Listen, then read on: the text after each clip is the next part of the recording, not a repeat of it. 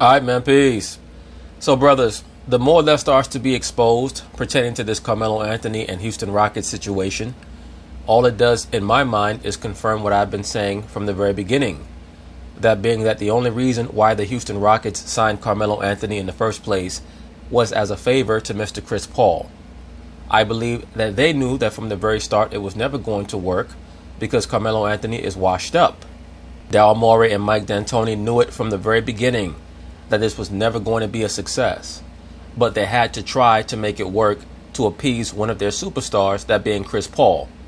Right now we're living in the age where if a superstar comes to the front office and tells the general manager or the head coach that they should consider bringing on a certain player, they have to at least listen. Back in the 1980s, if Magic Johnson or Larry Bird or Michael Jordan tried to make a recommendation to a general manager, they'd be told to get the hell out of my office. I do things my way. You do your job, I do mine. But now we're living in the woke era. In the woke era, every star player is also an assistant GM. And in order to maintain good faith between the front office and the stars on your team, you have to listen, or at least act like you are. And I have to give the Houston Rockets a certain amount of credit because they easily could come out and tell the truth about Carmelo Anthony. That truth being that they took Carmelo aside, showed him all of the advanced metrics, and tried to make him understand why he would no longer be the sixth man, why he would now be the eighth or ninth man, or at the very best, the seventh man. And it's going to be revealed that what I was saying about why Carmelo was so upset is going to be confirmed. Melo has allies in the sports media who are going to try to protect him. And the Houston Rockets, to not make a row of things or to not bring any level of controversy to their team early in the season, they're going to put out the energy, the vibration, that everything between themselves and Melo is amicable. Because they don't want to start a back and forth. They have a veteran team. They still think that they have the opportunity to win a championship. So they're going to make it look like they parted ways in a very, very friendly way with Carmelo. But the fact of the matter is that if everything transpired how the Rockets front office is going to try to act like it transpired, there would have never been a reason for Carmelo Anthony to act as if he was ill. And that to me is the rub. That to me is what reveals what actually happened. That being that D'Antoni and Daryl Morey tried to communicate to him that he was not effective. And he took it as a personal offense. He took it as a personal attack because he's become very, very good at playing the victim role, especially over the last 3 years. He believes that everybody tries to blame him for when the team is not playing well. And the fact of the matter is that there's pretty incontrovertible evidence, irrefutable evidence, that there is a correlation between the poor play of a certain basketball franchise and them having Carmelo Anthony on the roster. So I believe they told Melo, look, we're going to have to move you down to the seventh or eighth man. Melo got very upset about it, and they told him, you know what, why don't you take a few days off to think about it? And he sat his ass down, called his agent, and said, start looking for other teams. This is why it has taken the Rockets front office so long to officially announce what happened. So anyway, they're going to talk about it, and I'm going to chime in, and I just want you guys to pay very close attention to how this story is reported, number one, by one of Carmelo Anthony's allies in the sports media, that being Stephen A. Smith, as opposed to how Rachel Nichols reports the story and how things transpired. Sports Center right now, I'm Antonietta Collins. It's over for Carmelo Anthony in Houston. The Rockets announcing before the game against Golden State last night that they were parting ways with the 10-time All-Star. Melo played just 10 games for the Rockets after signing a one-year, $2.4 million deal during the offseason. Head coach Mike D'Antoni explaining why it didn't work out. It didn't work out because he can't play. Anytime you part ways with a player that when things don't quite fit as a puzzle, because it's a puzzle, pieces are different for every puzzle, and this one wasn't fitting together for whatever reason. Wasn't from lack of probably because the Carmelo piece was too damn fat, lack of trying or lack of want on both sides. It just didn't work out. You feel bad for it, but at the same time we got to do our jobs and we got to make some hard decisions. And now look at this highlight package, or should I say low light package, of Carmelo Anthony. What it's revealing is everything that I've been telling you brothers for the longest time. He cannot explode anymore around the basket. He does not finish well around the basket. He can't beat his man to the basket. He's a poor rebounder, and he's a poor decision maker. And the one thing I just didn't ever want to disrespect him or his career and be going in the Hall of Fame, and you try to do the best thing. Here's what GM Daryl Morey had to say about Melo. Carmelo had a tremendous approach during his time with the Rockets and accepted every role head coach Mike D'Antoni gave him. Lies, lies, lies, lies. But I understand, Daryl Morey. I get it. You just don't want to get caught up in a back and forth. I get it. But for you to say that Carmelo had a tremendous approach during his time with the Rockets and accepted every role head coach Mike D'Antoni gave him, if that's the case, why did he allege to be sick and miss games for the Rockets? It's very obvious that Mike D'Antoni told him that we no longer want you to be our 6th or 7th man. We want to move you behind other players, and he just could not accept that. The fit we envisioned when Carmelo chose to sign with the Rockets has not materialized. Therefore, we thought it was best to move on, as any other outcome would have been unfair to him. All right, so then how come you guys did not say that 3 or 4 days ago? Huh, Daryl Morey? It's very obvious that you guys tried to provide Carmelo with an alternative, and he rebuffed it. And it's okay. It's going to work out better for everybody involved in the long run. I think that Carmelo Anthony needs to take his ass over to China. But I have the sneaky suspicion that there's going to be another NBA franchise that will be stupid enough to sign him. And for more, let's get you back to First Take. All right, H-Town shut it down. Melo played just 10 games with the Rockets, and his playing days are over. Now look at that picture of Carmelo Anthony right above the head of Max Kellerman. That is an allusion to Saturnianism, or the veneration of Saturn.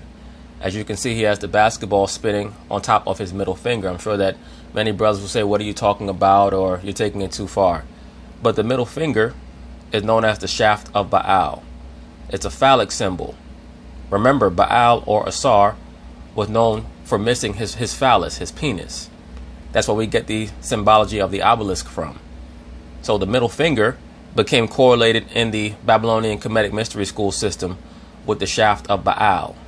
It was aligned with the planet Saturn. That's if you have an understanding of palmistry. The index finger is for Jupiter. The middle finger is for Saturn. The ring finger is for Apollo. And if I remember correctly, I think that the pinky is for Mercury. But this is where we get the sign of throwing up the middle finger from. It represents the penis. That's why when you flip the bird at somebody, it's supposed to represent fuck you or F you. Because the middle finger is the shaft of Baal, or the penis of Osiris. But once again, there's a reason why they have that photo right there, right above the head of Max Kellerman, with the basketball spinning on top of Carmelo's middle finger. There, Stephen A. What should Melo's next move be? I think one or two things should happen. Okay. Or actually, one or three. He should end up with the Lakers, he should end up with the Miami Heat, or he should retire. One of the three. Okay. Go to one. Well, here's the problem with that, Stephen A. Smith. He's too fat to play for Pat Riley. He's too out of shape, and he no longer understands the modern day game, so he cannot compliment LeBron James. Go to one of those two teams or retire. Very, very simple to me. Now, let me tell you what I've been hearing, because I feel very, very bad for Daryl Morey. Okay. Here's what I'm saying. This is not a man that wanted to lose Trevor Ariza. This is not a man that wanted to lose Luke Mbamute. Obviously, because of luxury tax considerations and the ownership not really wanting to delve too deep into that, you were forced to lose those guys. You compromised that in combination with Jeff Vizdilik abruptly retiring as your defensive coordinator before later on agreeing to come back after Thanksgiving. Really compromised your team in terms of what worked for them last year when they were the top 6 team defensively and what have you. All right? And they tried to make up for it with some sizzle by adding a name in Carmelo Anthony to the mix. Yeah. Right, but Stephen A. Smith, you were in favor of that acquisition. And once again, it's very clear to me, it's crystal clear as a matter of fact, that the only reason why they did that was to appease Chris Paul, because they knew that if they turned Chris Paul down, there was a danger that he might be upset for the duration of the season. Carmelo Anthony has garnered sympathy from folks in the league. If you notice, Dwayne Wade came out with a tweet. Well, he's garnered sympathy from some of his homeboys across the NBA, as well as some of his homeboys in the media like yourself. LeBron James, that's his brother as well. All LeBron James pretty much did was co-sign somebody else's tweet. LeBron did not speak in detail in regards to Carmelo Anthony because he does not want anybody to start asking him how come you don't help Carmelo Anthony get a job with the Los Angeles Lakers like you did Tyson Chandler? They don't like the manner in which Melo is being labeled and tainted here. Yep. And so what you're going to see is a situation where you're going to have guys looking out for their boy and saying, excuse me, we still think, don't get me wrong, it's not like they're just doing it out of sheer love and friendship for him. They believe he still has something left. Melo had an opportunity to go to Miami, Max. From what I was told, Who were you told that by? His agent? he turned it down, electing to go to Houston because he's not tight with anybody as tight as he is with Chris Paul. And he thought that was a good situation for him to be. That was the perfect situation for him because there's 4 dudes involved in the Banana Boat posse. We all know who they are. LeBron James, Carmelo Anthony, Chris Paul, Dwayne Wade. LeBron James and Dwayne Wade already have 3 championships each. They've already combined to win 2 championships together. So, of course, Carmelo Anthony would rather team up with Chris Paul than with LeBron James or D. Wade, because if he teams up with LeBron or D. Wade, it looks like he's trying to ride on their coattails as opposed to engage in a partnership to win a championship that they both need. So it was very obvious. It's very pragmatic for him to sign with the Rockets. The problem is he can no longer play well. Turned out that was not the case. So now you have a situation where you got Dwayne Wade, who would love to have him in Miami. You got LeBron, who wouldn't mind having him in L.A. Really? Whether Magic and Pelinka are going to sign off on that, because these are brothers that know basketball, and they're hearing what I told you the Sixers and other teams feel, that teams have looked better with Melo off the court than they have looked with him on the court. So even though LeBron might want it, you never know what Magic and Pelinka are going to do, what they're going to sign off on. Stephen A. Smith, you're full of shit, brother. Whatever LeBron James wants, especially this year, he will get. So if LeBron James was to go up to Magic Johnson's office or Rob Pelinka's office and say, I want Carmelo Anthony here, they would make it happen. The only thing that might stop it or hinder it in any way was the amount of money that they had to offer him. You have to take that into consideration as well. But I would tell you the one thing that left a bad taste in a lot of people's mouth in Houston, Max, Chris Paul and James Harden had no idea that Melo was on the verge of being released. Allegedly. They had no clue. Nobody spoke to them. Allegedly. Once again, maybe it's true, maybe it's not. But if the storyline or the narrative that's put forth in the media is that Chris Paul and James Harden had no idea that Carmelo was going to be released, that stops them from being asked any intrusive or possibly damaging questions that could lead to storylines about disloyalty over the course of this season. They don't have time to deal with that, so it's easier for the front office to just bite the bullet. Nobody talked to him. Melo walked in there to talk about what could he do to make the situation better, and from what I'm being told, was completely blindsided when he was informed that we're going to move in a different direction. Is that right, Stephen A. Smith? So Carmelo Anthony was blindsided when he was told that we're going to move in a different direction, but there were 3 games in a row where supposedly he was ill. You're doing a good job protecting your boy Stephen A. Smith, but I'm not buying what you're selling, bro. It's very clear what happened to me. They approached him and they asked him to take a lesser role on the team. He turned them down, and they said, okay, well, we'll give you some time to think about it. And he decided that he was going to do his own thing, go his own way, and they said arrivederci. There's a lot here, and I also have, heard some things, and let me just say... In other words, Max Kellerman is saying, I've heard some things also, and what I heard was the truth, because it made a lot more sense than that bullshit that you're coming with right now. This first. Who was Carmelo Anthony's first head coach in the NBA? George Karl. Bizdelic. But yeah, it was Bizdelic. Bizdelic and then George Karl. You're absolutely right. Bizdelic got Yes. fired. Yes. Bizdelic, I don't think, thinks Carmelo Anthony is a very good defensive player. No, sir. Max Kellerman, tell the truth. It's not that you don't think that Jeff Bizdelic thinks that Carmelo Anthony is a good player. Is that you know that Jeff Bizdelic understands that Carmelo Anthony cannot guard a statue. He can't guard his lunch. It is what it is. Keep it real. And Jeff Bizdelic let it be known to Daryl Morey and to Mike D'Antoni, if you want me to come back, don't have me come back to a shit show. Okay? Because it's my reputation on the line. I'm going to implement some defensive schematics, and I want to have guys there who actually want to play defense and can. Carmelo Anthony is not going to become a great defender at 33, 34 years old. He's always had slow feet. Always. especially. Nobody thinks that Carmelo's a very good right, but defensive player. especially Bizdelic. And Bizdelic fixed their defense last year. Then he retired, and they signed Carmelo Anthony. The defense fell apart. They rehire Bizdelic, and the first thing that happens, they release Carmelo Anthony. That's not coincidental. Good point. That's one. Not coincidental at all. But it was also clearly conditional based on Carmelo Anthony being told that he was going to have a far lesser role on the team. 1, 2. Ariza and Lukenba Mute. Yeah.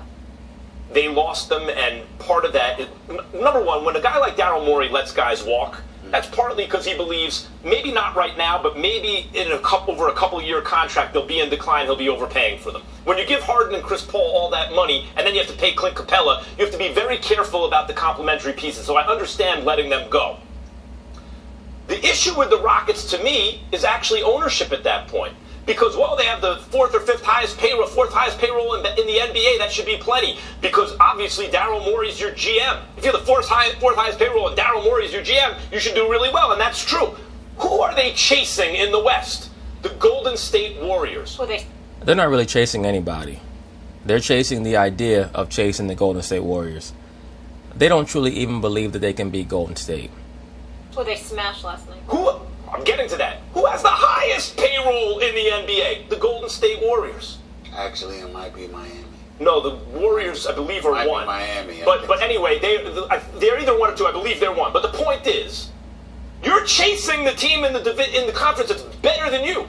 Why? Just pay the luxury tax. Well, we do pay luxury tax. Pay more, because the team you're chasing pays more, and they're better than you. You have no excuse to lose two good defensive players without replacing them, certainly with a guy better than Carmelo.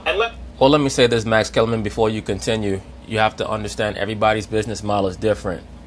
You can't tell the Fertittas to spend money like how Joe Lacob spends money. You'd have to gauge average ticket prices, how much revenue they're bringing in per game, because Joe Lacob might understand that they can write off the luxury tax based off of how much money they're going to be bringing in. Understand that the Bay Area has the highest cost of living of any place in the United States. So that means that the people who live there can afford to pay the highest ticket prices of any location in the United States. The Houston Rockets are in a totally different environment. And let me say this. Bizdelic comes back, Carmelo's off the team. They smash Golden State by 21 points. Part of that's what's going on in Golden State that's bad. Yeah. Part of that is what's going on in Houston that's good. Carmelo Anthony, let me quickly say, when I say he should go to China, I'm not taking a shot at Carmelo. I agree with you. I agree with you on all counts there. He should take his ass to China, and he should be happy to go, because he can have a long career there if he learns how to deal with a different environment. Look at what has happened to Stephon Marbury. He's literally venerated like a god over there in China. This is not boxing or the NFL or MMA. Make them tear the uniform off you. Love playing the game. Do it as long as they'll let you do it, and then do it some more. But don't do it in the NBA, Carmelo, where since you never won a championship, people will remember some of these years. Don't have them remember you like this. Go somewhere where you can... Look, at the end of the day, Carmelo Anthony is going to be remembered as what he was or what he is by those of us who truly understand what we're watching. He was a very good to borderline great for a very slim period of time, one-dimensional player. He was a very good to borderline great half-court scorer in the mid to late 2000s. That's all he was. That's all he ever was. You can put those iso ball skills on display for people to admire, stay a star, play basketball. You're going to have to do it overseas if you want to keep I would playing. tell you this. I don't know about China, but I would tell you this. Bizdelic, I'm sorry, not Bizdelic, but Fertitta and the Houston Rockets, they dropped the ball on this, and I'm not blaming Daryl Morey for this, because How could they possibly drop the ball when they signed a has-been former star player to the veterans minimum? Because he has to answer the ownership, and he can only spend the money that they allowed him to spend. You were, according to you, meaning Houston, you were a game 5, late game 5 injury to Chris Paul. If that had not happened, you win the championship in your mind. Did you beat the Golden State Warriors? Right, but what does that really mean? Even you're acknowledging that it's not a definitive that they would have defeated the Golden State Warriors even with Chris Paul. And then you think you would have beaten Houston. If you were that close, Cleveland, yeah. Cleveland, if you were that close, then why don't you just keep the team together? Yeah. As Max Of course. said. Maybe they don't believe that they were as close as you think they were, or you believe that they think they were. Maybe the Fertittas understand that, hey, we look at that series, and if it was not for Andre Iguodala getting hurt, we lose that series in 5 games. Spend the money. The fact that, listen, if the Houston Rockets don't win a championship in the foreseeable future, we have to look at their owner, because you didn't want to pay those dollars when you were knocking on the door. You either believe in your boys or you don't. Well, it's obvious that they don't. You either believe in your boys or you don't. You spend the money. So Ariza would have did a 1-year deal. He had accepted 10 to 12 million instead of the 15 he got from Phoenix. He had accepted the 10 to 12 million to stay another year in Houston. And Luke and Do you know that for sure, Stephen A. Smith, or are you just talking? Mute and those boys don't cost but so much. You spend the money. Stephen A., really quick, because I know we have to go to break. Is Melo willing to take a limited role at this point? Tell the truth, Stephen A. Smith. Why are you pausing? Why are you pausing, Steve? If that's what the case is. I think he's willing to come off the bench at this point. When you say limited role, I don't think he's willing to ride the bench, but he's willing to play a limited role. Aha. And that is the rub, brothers. That is the reason why Carmelo Anthony is no longer a Rocket. Because once again, extremely obvious to me that they tried to approach Carmelo Anthony and communicate to him that he was going to be sitting a little farther away from the starters than he felt comfortable doing. And I think that, listen, again, he walked in willing to do whatever they asked. He would do the same for D-Wade in Miami. He would do the same for LeBron in L.A. But who knows whether when Rob golfers, and when Magic golfers would do that. age, when fighters age, what they do is they go essentially on a senior circuit, right? The equivalent of that in the NBA is playing overseas. Carmelo still loves the game. He still has beautiful skills at a certain No, he does not. Stop lying. level. The league has changed. He's physically not the same. Go overseas and play. Do not play in the NBA anymore. It's a stain on his legacy. All right, we'll leave it there, fellas. But anyway, okay, so now we're going to jump to Miss Rachel Nichols, and she's going to explain certain components as to why Carmelo Anthony is no longer a member of the Houston Rockets. So let's listen to what she has to say here. For months now, the Rockets... Good, right?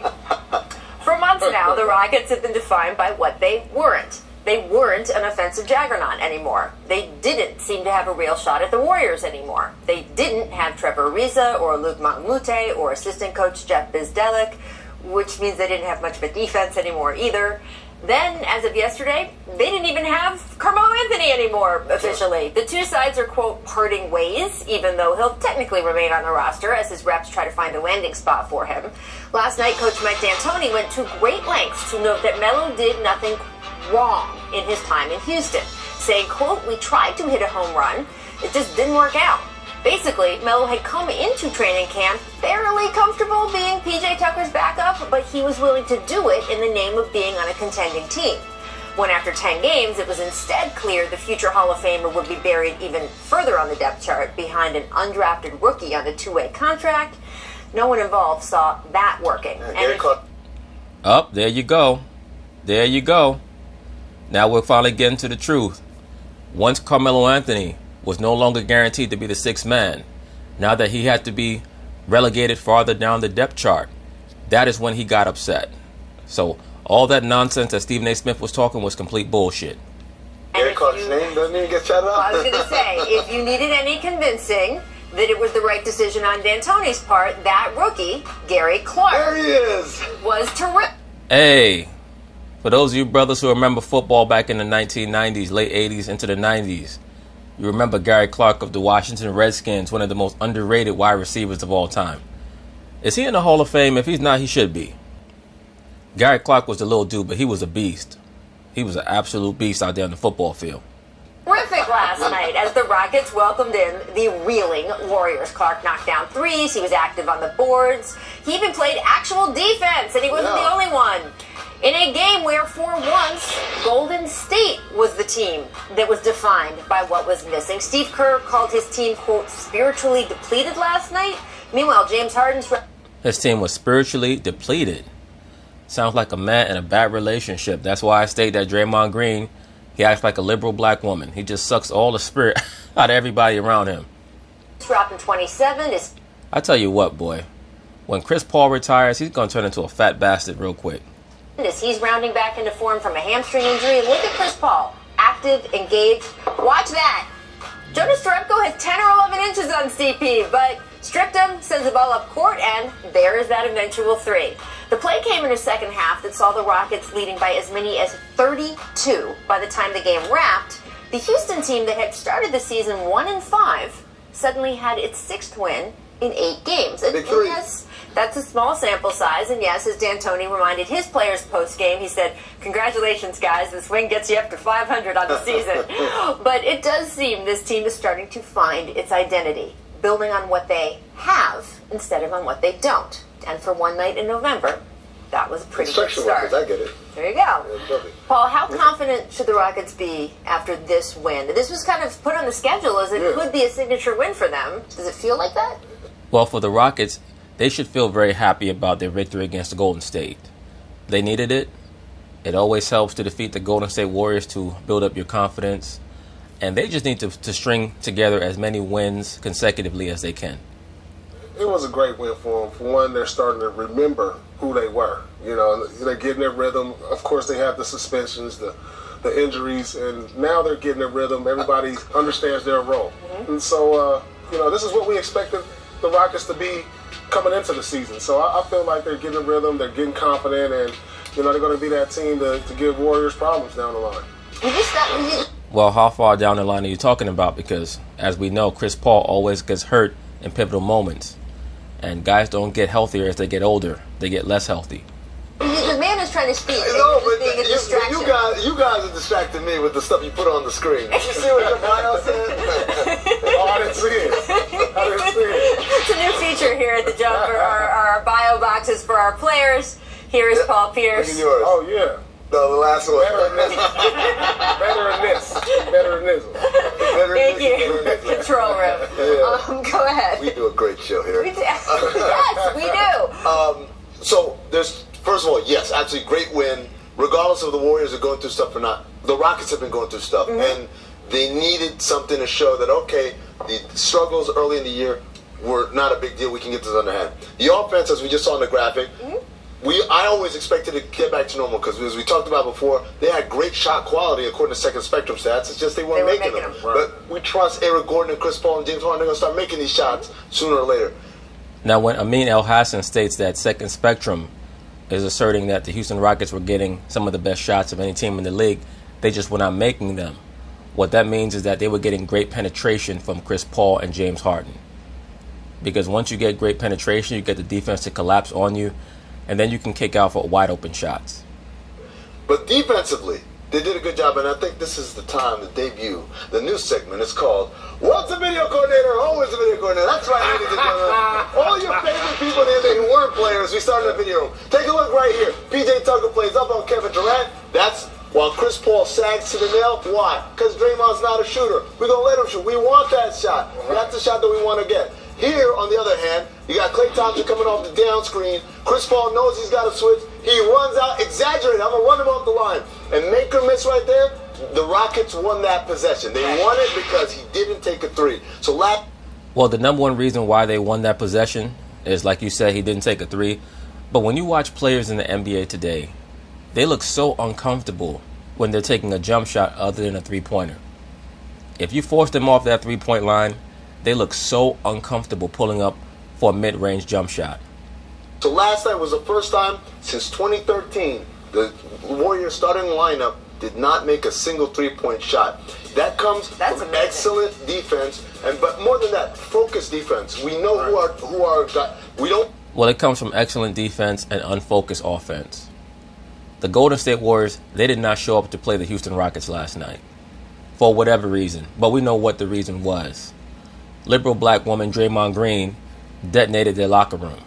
We don't want to get Klay off. We don't want to get Durant off. The dirty secret of the Warriors outside of Klay, Durant, and Steph, those other guys are streaky shooters. Yeah. We can live with them taking those shots. Well, it's interesting. Mike D'Antoni talked about it last night, that apparently at halftime of a game they were playing against the Brooklyn Nets, the defense had just come so undone at the beginning of the season. Yes, as a matter of fact, in the aftermath of that game, Carmelo Anthony even stated in the post-game interview that they had a big argument at halftime about the defense.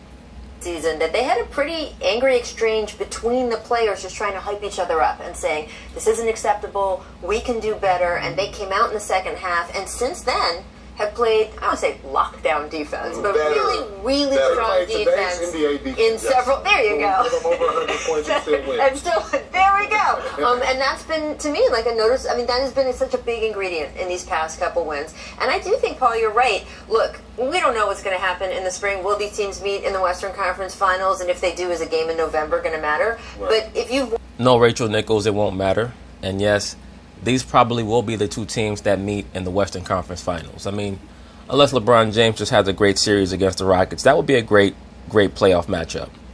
That's why I state the second round of the NBA playoffs and onward is going to be great television. You've won this game. If you're the Rockets, I assume it gives you confidence, right, Paul, for the next time you play them, and the next time you play them.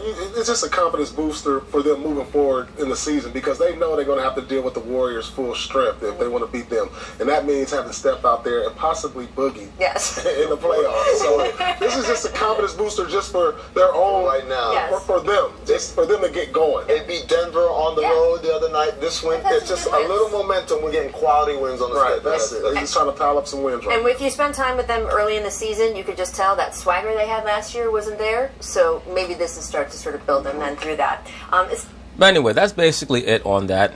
I just wanted to display the contrast between what Stephen A. Smith was reporting as opposed to what Rachel Nichols is reporting. And the main issue that I have is not that Stephen A. Smith is an inept reporter, is that he is privy to the same information that she is, but he chose to not report it because he has to put a positive spin on it for his homeboy Carmelo Anthony. But anyway, peace.